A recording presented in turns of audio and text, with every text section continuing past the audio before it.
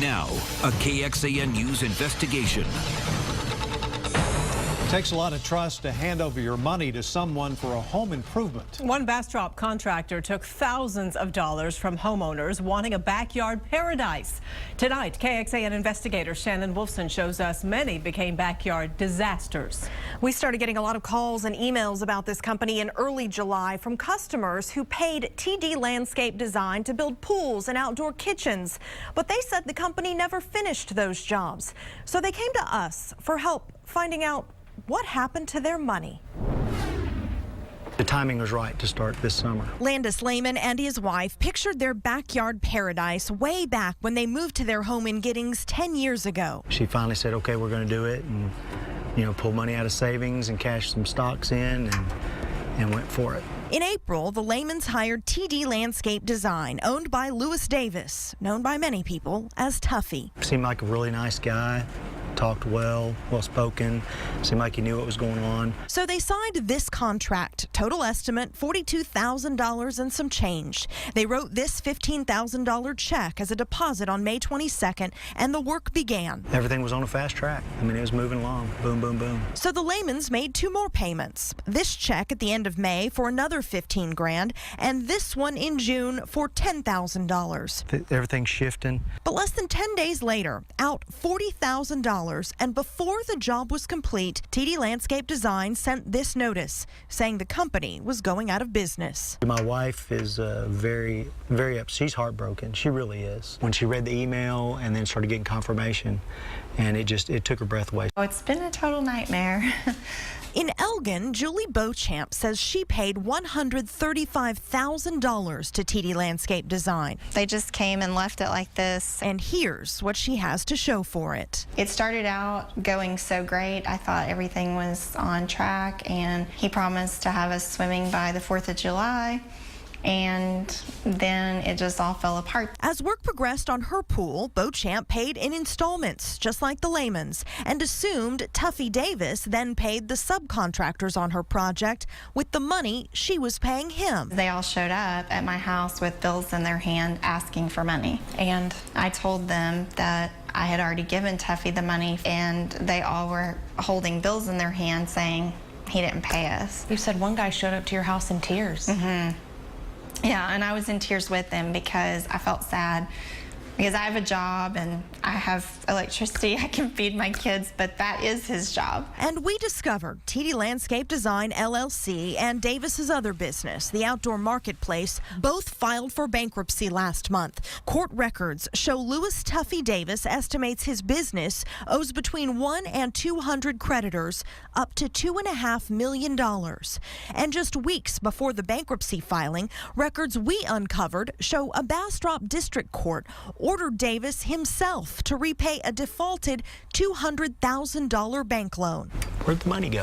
That's probably the biggest question. I want to know what he did with our money, why he lied to us, why he came and took money at the very end, knowing he was not going to finish my job, knowing he was closing his doors. But they couldn't get any answers from Davis. Not returning phone calls. Nobody had any answers. We tried repeatedly to reach Davis on the phone. Then we went to his $500,000 home in an upscale neighborhood in Bastrop County. Out front, a couple of high-end vehicles and a TD Landscape Design truck.